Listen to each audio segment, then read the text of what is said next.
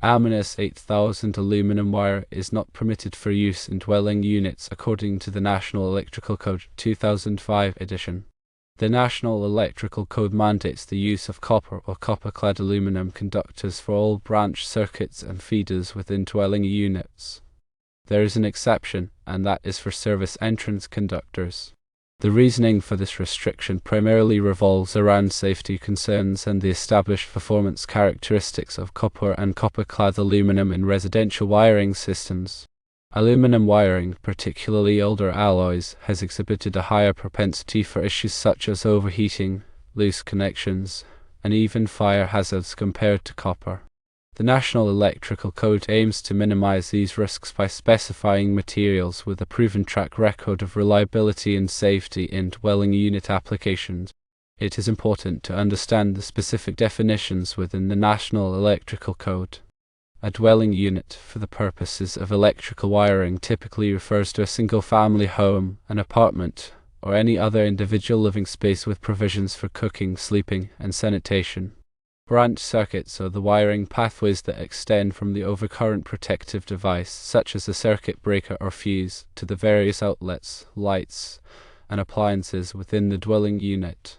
Feeders are larger conductors that carry electrical power from the service entrance equipment to subpanels or distribution points within the building. Service entrance conductors are the wires that bring electricity from the utility company's transformer to the main service panel in the dwelling unit. Now, delving deeper into the properties of aluminum and copper, one must consider their conductivity, thermal expansion, and corrosion resistance. Copper is a superior conductor of electricity compared to aluminum, meaning it offers less resistance to the flow of current.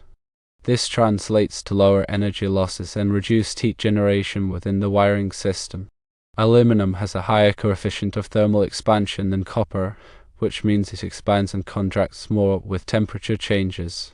This difference in thermal expansion can lead to loosening of connections over time, especially in older aluminum wiring systems where improper insulation techniques were common.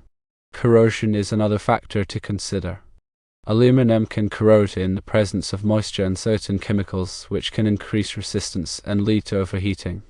Copper is generally more resistant to corrosion in typical residential environments. When working with electrical wiring, it is crucial to adhere to the National Electrical Code and local building codes. These codes are designed to ensure the safety of occupants and protect property from electrical hazards. Failure to comply with these codes can result in fines, insurance issues, and, most importantly, increased risk of fire or electrical shock.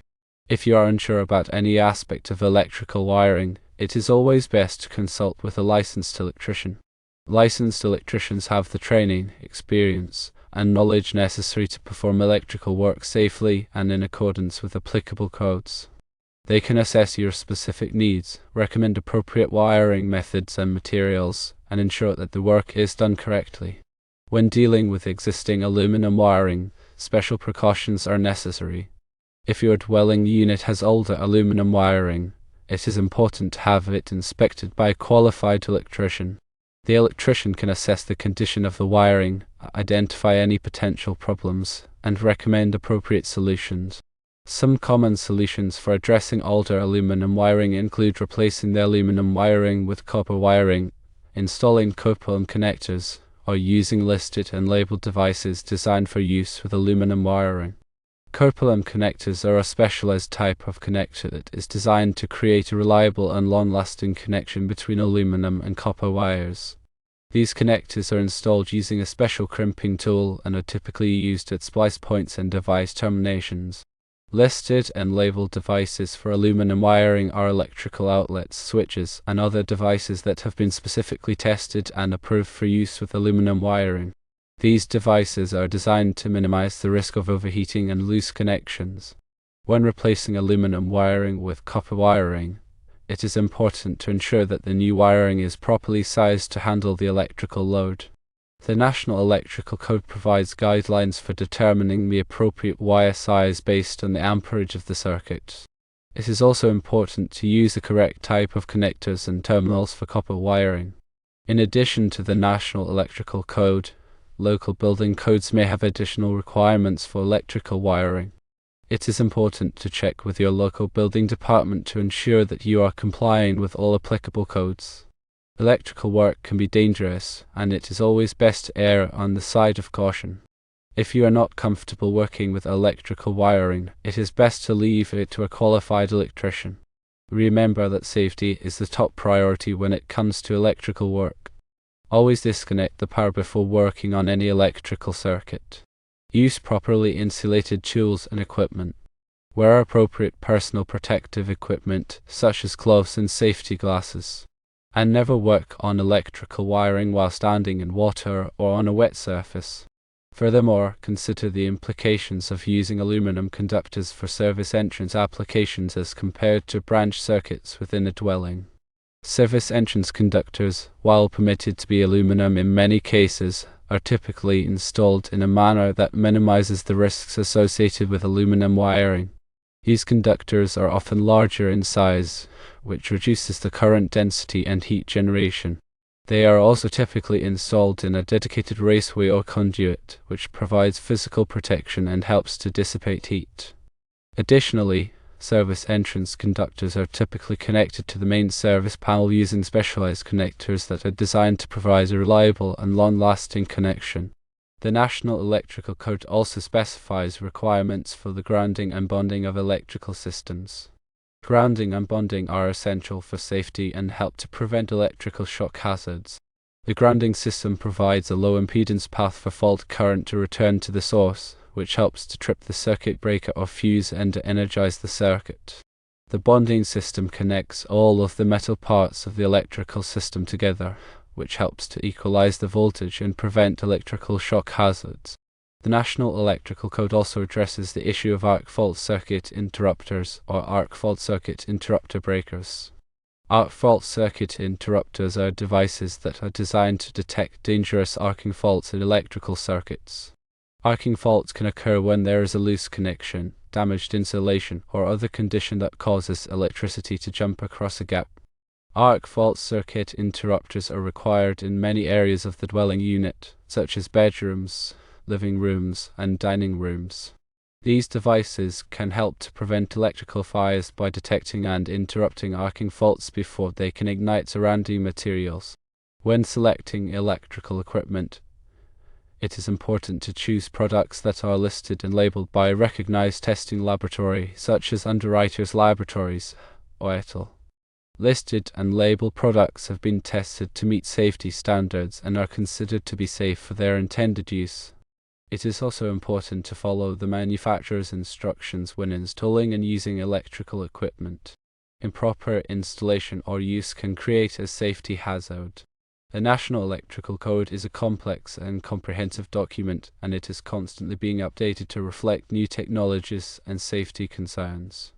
It is important to stay up to date on the latest code requirements to ensure that your electrical work is safe and compliant. There are many resources available to help you learn more about the National Electrical Code, such as online courses, seminars, and publications. You can also consult with a licensed electrician or electrical inspector to get answers to your specific questions. Furthermore, understand the difference between American wire gauge sizes for both copper and aluminum conductors. For a given amperage rating, an aluminum conductor will typically need to be a larger American wire gauge size than a copper conductor. This is due to the lower conductivity of aluminum. For example, a 12 American wire gauge copper conductor may be suitable for a 20 amp circuit, while a 10 American wire gauge aluminum conductor may be required for the same circuit. Always consult the National Electrical Code tables to determine the appropriate wire size for your specific application. Also, consider the impact of voltage drop on the performance of electrical circuits. Voltage drop is the decrease in voltage that occurs along the length of a conductor due to the resistance of the wire. Excessive voltage drop can cause lights to dim, appliances to malfunction, and motors to overheat. The National Electrical Code provides guidelines for minimizing voltage drop. These guidelines typically involve using larger conductors or shortening the length of the circuit. Another important consideration is the proper termination of conductors. Terminations are the points where wires are connected to devices such as outlets, switches, and circuit breakers. Improper terminations can lead to loose connections, overheating, and even fire hazards. The National Electrical Code specifies requirements for the types of connectors and terminals that are permitted for use in electrical wiring. It is important to use the correct type of connector for the wire size and material. It is also important to tighten the connectors to the proper torque specification. Over-tightening can damage the connector, while under-tightening can lead to a loose connection. Furthermore, it's important to understand the concept of ampacity. Ampacity refers to the maximum amount of current, measured in amps, that a conductor can carry continuously without exceeding its temperature rating. The ampacity of a conductor depends on its size, material, insulation type, and installation conditions. The National Electrical Code provides tables that list the ampacities of various types of conductors. It is important to select conductors with an ampacity that is sufficient for the intended load. Overloading a conductor can cause it to overheat and potentially start a fire. Lastly, consider the environmental factors that can affect electrical wiring. Temperature, humidity, and exposure to chemicals can all have an impact on the performance and lifespan of electrical wiring. The National Electrical Code specifies requirements for the types of wiring methods that are permitted in various environments. For example, in wet locations such as bathrooms and kitchens, it is important to use wiring methods that are resistant to moisture. In corrosive environments, it is important to use wiring methods that are resistant to chemicals. In summary, the National Electrical Code prohibits the use of AA-8000 aluminum wire in dwelling units for branch circuits and feeders, with exception of service entrance conductors. This restriction is based on safety concerns and the proven performance of copper and copper-clad aluminum in residential wiring systems. When working with electrical wiring, it is important to adhere to the National Electrical Code and local building codes, and to consult with a licensed electrician if you have any questions or concerns. Always prioritize safety when working with electricity.